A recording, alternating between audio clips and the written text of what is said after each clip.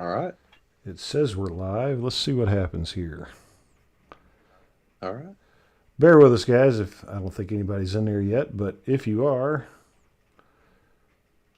while we pull this up to make sure everything is running, it looks like we are going. Wonderful.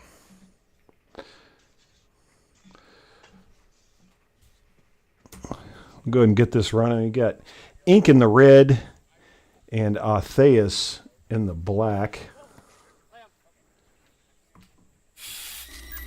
Is this in the pools of single sword, or is this? This is the brackets. Perfect.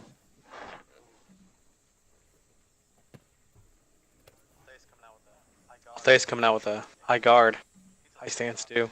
He's a low shot for it. Ink, very stationary. Both these guys seem like they want to stand and bang it out. Unfortunately, I'd like to see more movement happening.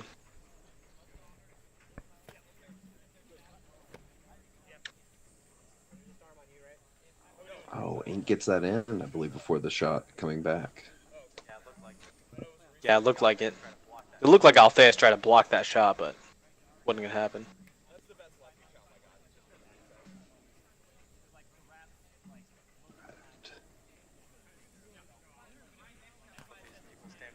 Both these people fighting on the center line, trading blows. Good here. So just, yeah, very little footwork there.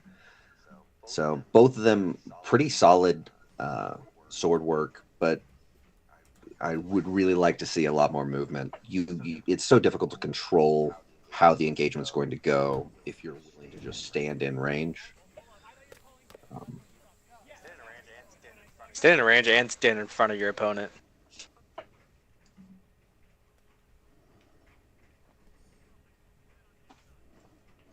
That was things I love. Go ahead. I said things we love to see is actually lateral movement, or vying for some type of position on a horizontal axis, and not just standing directly in front of the opponent. Doing that doesn't give you any elusiveness or deceitfulness. Ink missing that first shot. I think they picked up the gut shot with the. Yep. Gets that gut shot as Atheus just looking for the Simo, essentially. One of the things that I'm really big on is controlling the engagement. In part, a large part of how that has to be done is through movement and through entering and exiting the engagement and doing so on your own terms. So when you see stuff like this, it's not that either of these fighters are necessarily bad or what they're doing. It's impossible to be consistent with this sort of style. You're almost sitting down and saying, I'm just going to try to be better than you. And then that's it. And you just see how it goes. Yeah, and unfortunately, in a lot of cases, it's once the first shot is thrown, both those fighters were not moving their feet, and they proceed to just throw shots at each other until one of them wins, hopefully. All right. Two fighters here know each other very well. Hajj and Rogan. Rogan in the brown and gray, and Hajj in the gray and black.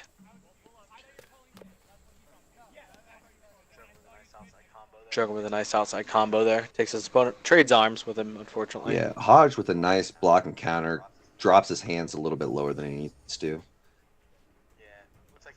Yeah, looks like he lost that. Rogan ended up killing him because Hajj went up for the block. Yeah, it was close. It looked like they both hit, but I think Hajj may have been late, but it may have just been a block. It's hard to tell from this angle.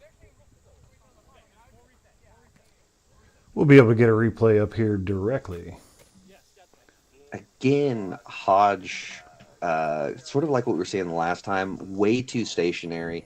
And like the punishment that you just saw here is one of the reasons that I hate that stationary style, because it really just allows Drogon to choose his engagement.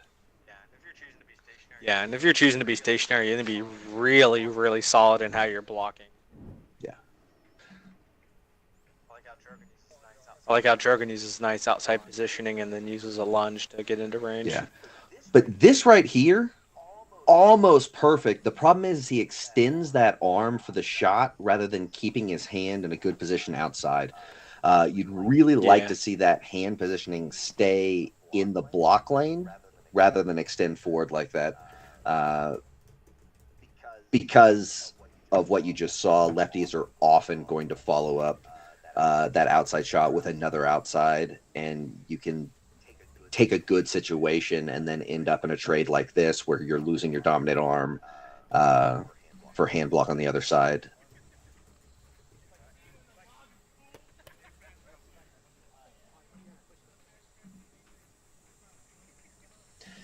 Yeah, this one, they did hit each other, but I believe Hajj was called late.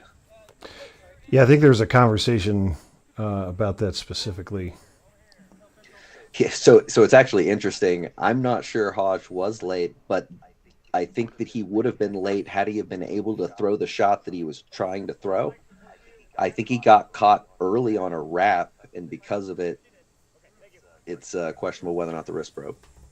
Can we look at that one again? It's hard to tell if he's trying to wrap around or blocking. Yeah.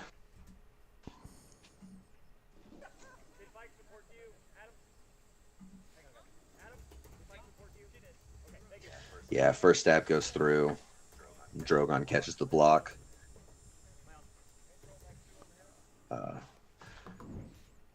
Hajj able to follow up with what would have been a Simo had he have caught all of that stab, but calls the stab good, and I think it was a good call by him. This tip did get through. Yeah. It's the unfortunate part of using stop hits sometimes. All right, who do we have here? We've got Mist on the right, and who's she fighting? Ruin.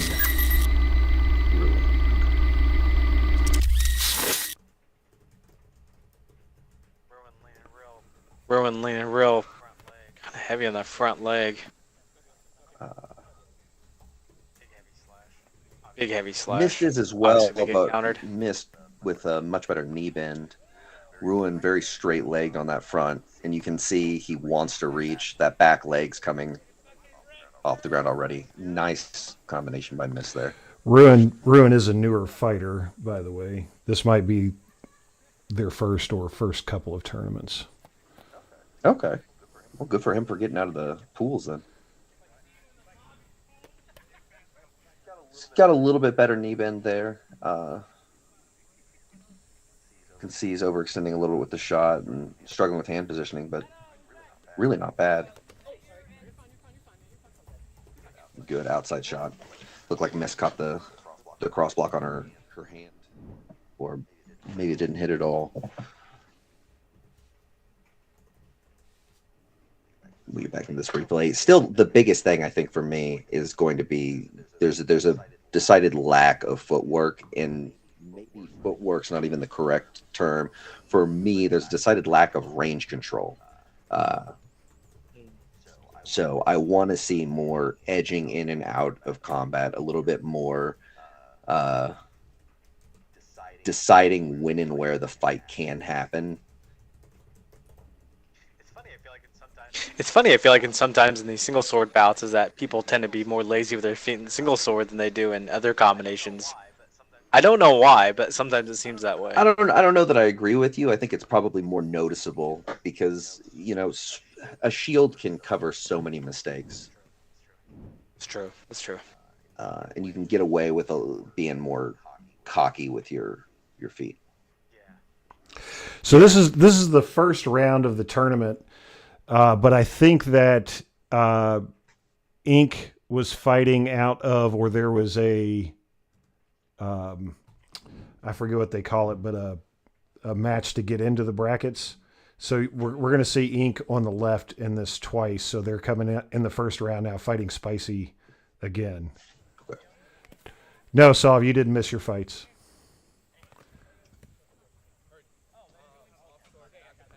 All right. It's a nice post on the outside by Ink. You're trying to see what the call was there. I I will say. I was Go going to ahead. say, watch Hamori in the blue. He does a pretty good job of pointing to the winner Okay. when they win. So already a little spicy, much more active with his feet. This is a lot more what I like to see, or at least much closer to it, with really battling over that range.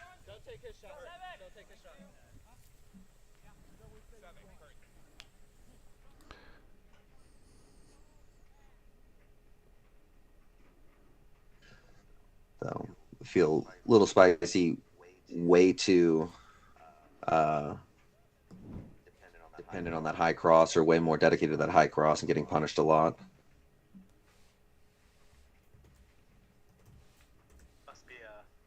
Must be a possible consequence of where he trains in. Right. High cross central.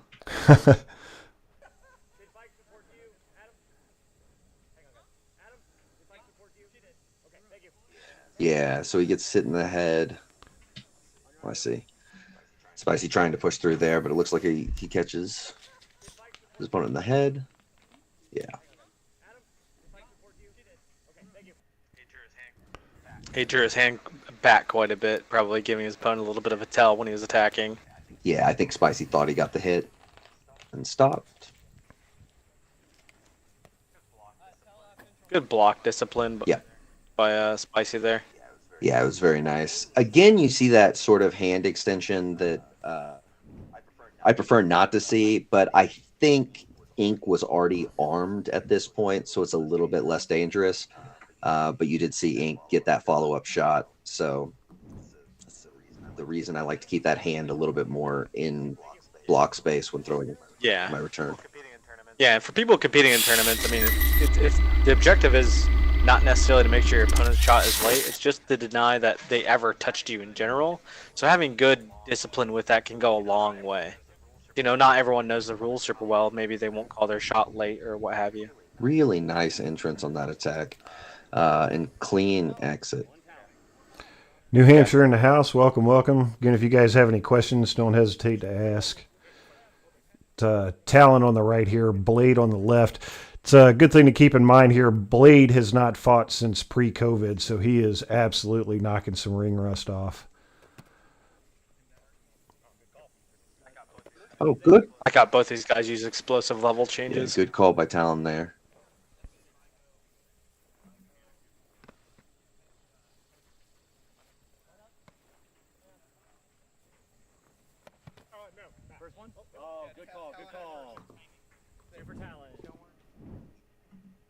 Tough to tell at that angle. Who Talon got that? Was Talon? Yeah, it looked like Talon got the fake in the hip wrap. We'll take a look at I here. thought he may have gotten. I actually have this one in 2 angles, so we'll be able to. Oh, nice.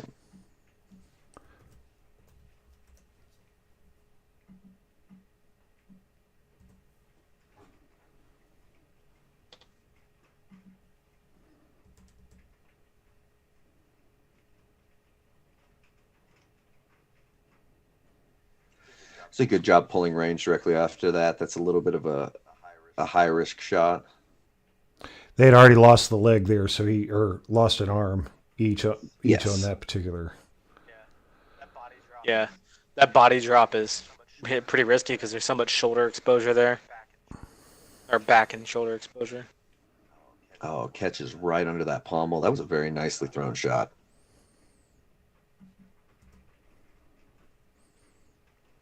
This is the final one at the second angle. If you need to go back to that first angle, let me know. We can. Good. I feel like he's going to fake outside and throw to shoulder, but it just was an awkward angle last time. Oh, it was cross. Gotcha. But they were both already wounded. Let's do that again. I was absolutely on the wrong window. I apologize. This is the replay of the first round. I apologize, guys that are watching at home. That's the first round from the second angle. The second shot, the second fight here from the second angle. I apologize. You're good. I think these were coming underneath the pommel there. Yeah. Yeah, Blake got lucky there hitting that arm. Weight was so far forward. Yeah. Maybe not lucky. I mean, he did a good job, but he was a little bit of selling out. Getting that cross, and then Blade already Yeah, wounded, so that was it was a late. deep cross for single sword too. Yeah. It was a deep lefty cross. Coming next, we got Matchstick and Eero.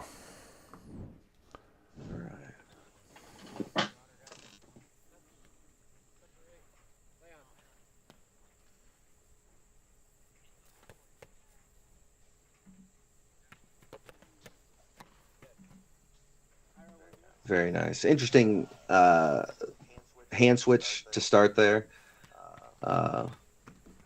Hero figures it out.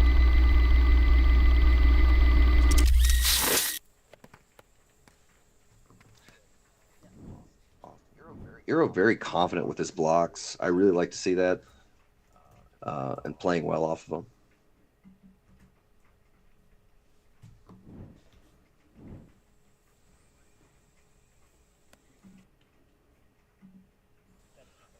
Catches this outside block.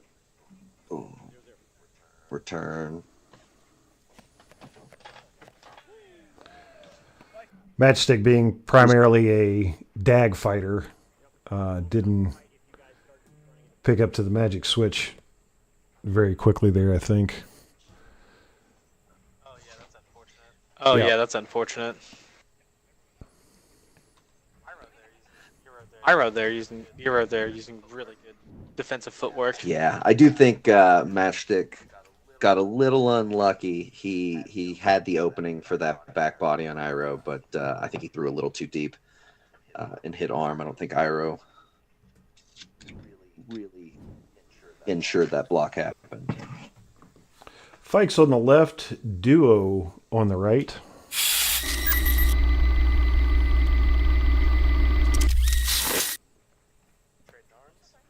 Trading arms. Fikes almost getting that pump fake cross. Yeah. Nice. With Simo? I think the first one was a Simo, yes. Good flurry there by nice Fikes. rush by Fikes. I love how Fikes uses forward pressure like that. I do think that she is extending her sword a little too much. I don't actually think she's gaining much from it. She has to pull her sword every time that she swings, and it allows a place for someone to manipulate her equipment. Yeah. But again, very good kill. Let's see.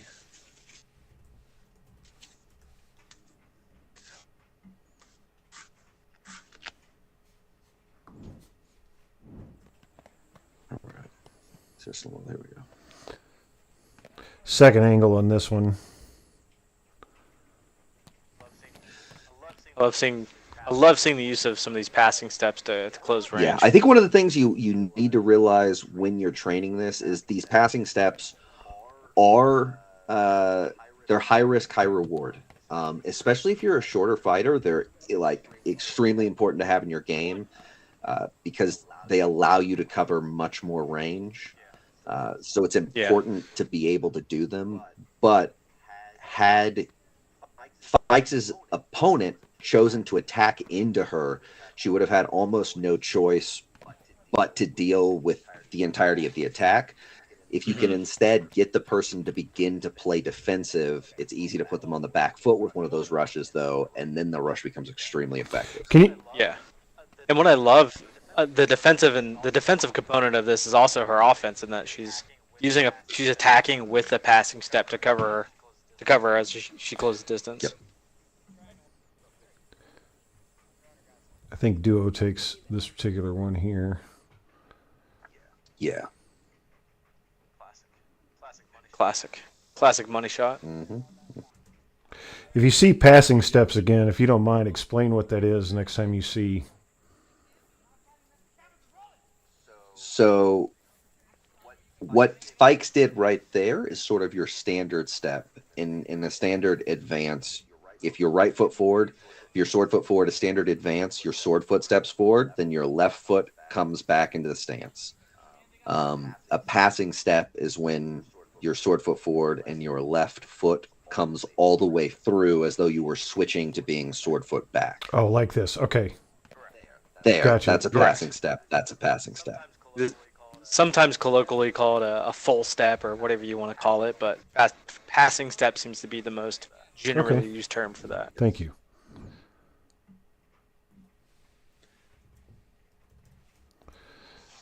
Loading back up to the next one here. We've got Solve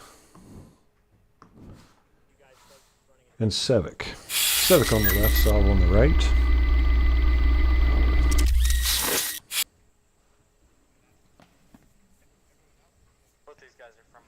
Both these guys are from really similar areas, same region really, and now they live actually really close to each other. So, kind of see how their styles play off of each other.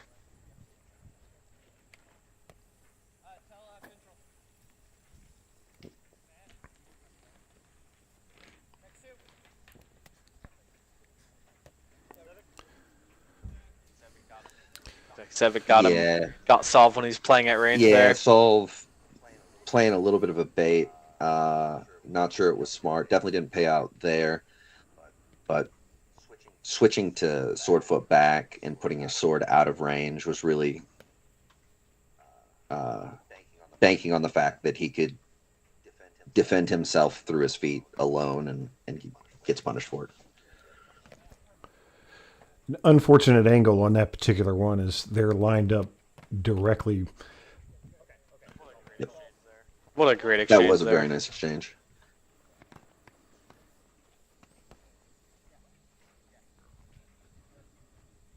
Solve, I know you're watching out there. If you want to see something on that replay again, just hit that chat and let me know.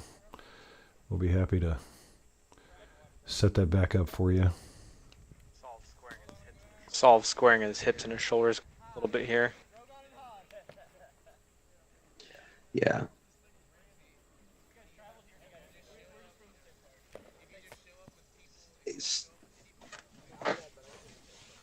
Yeah. Solve.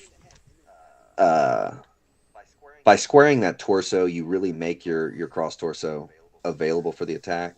So what gets called here? Is this gets called a Simo? I think it was arm, if I'm not mistaken. I cannot remember, to be honest with you. Okay.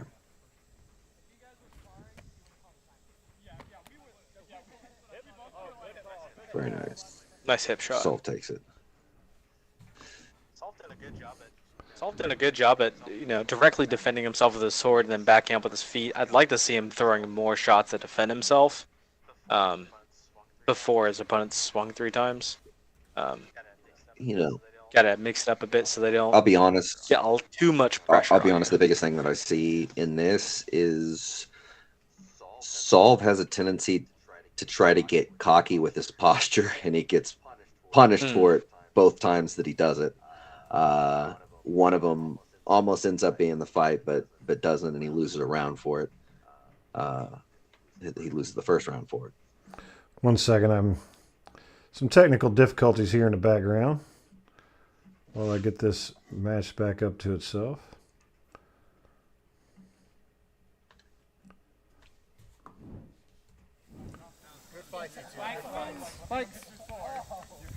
The first fight I didn't have marked. This is the one where the winner's bracket or the losers? you both said was a good exchange there, and they were kind of lined Yep, up. you got the Simo, Civic, trying to get Solve to commit to a counterattack or to overblock with multiple feints there. Ends up neither one throws. Then Solve, very nice 2 shots. She's good. And then Very hits talented. low. That was just a very, very nice exchange. Very, very nice. 1 second while I'm learning a lot here on how I need to have my editing set up. So pardon me while I get this set back up for the last one.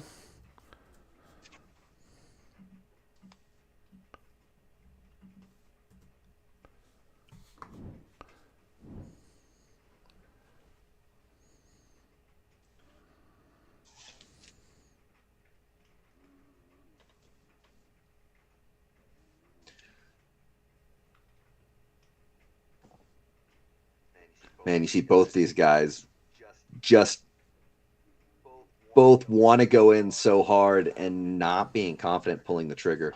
And I think there's some good reasons for not being confident with it because this fight's been so much on a knife's edge anyway. But this entire exchange is like you can see Civic constantly pull off. You see Solve start to press and pull off a little bit, like right there. Civic not actually going all the way through with that stab because he's scared. It's very interesting to watch both fighters want to be completely offensive at this point and both not quite confident enough to pull the trigger. Yeah, you can see it in like the way they're throwing their shots in such a way where it's like if there's a little bit more commitment from the swings, then and they might have just killed the person. Right. Confidence might not even be the correct term because I'm not sure that they should have been confident at that point. But it was sort of you just see a bunch of like now, and they just can't find that moment, but they want it. They're ready for it. It's just it actually makes for a really good fight. I love seeing those standoffs. Sheeran on the left, Odin on the right. I'm not sure what happened on this first fight. I apologize, but I do have the last two. Okay. I mean, it looked like Sheeran. Oh, okay. I think Well, I don't know what happened on that first fight. I think it was a Simo on the first one, and then. Well, that's the one thing it definitely couldn't have been. No. I think it was only one shot to Sheeran's two, so I think one of them had to win, but maybe I was wrong. Try to catch this first one here to where they'll.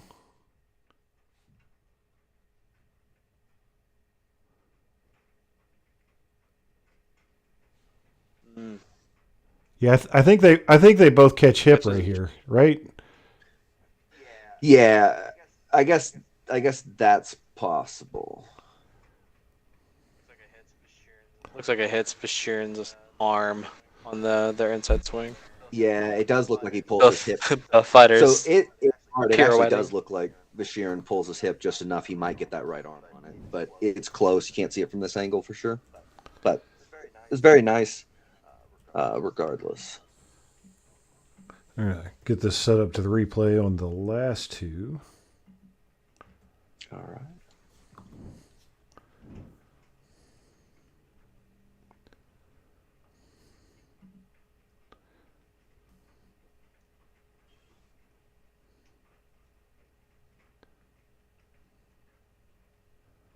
Deep shot catches that hand block.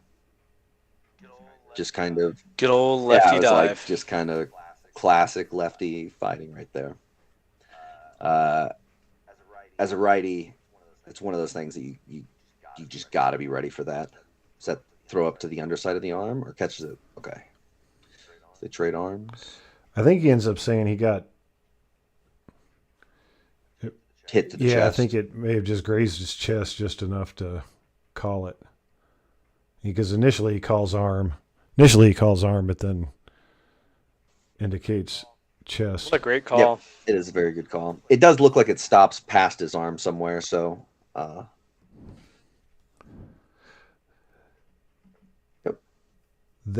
So a nice little undershot there.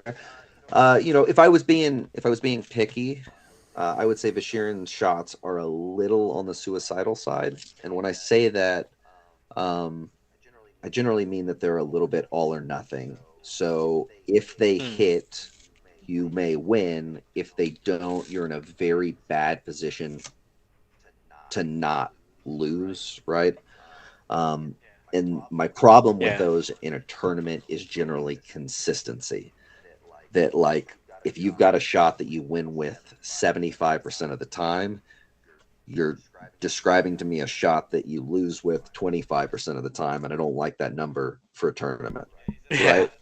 Yeah, he's in a real bad spot if someone can capitalize off of him coming up on a 1 foot. Yeah, so or capitalizing off his line. Yeah, as answering some stuff here in the chat, yeah, left-handed fighters, Raven being a lefty can attest to having an extreme advantage against most of the right-handed fighters that are out there, especially those that don't have the ability to practice against other left-handed folks.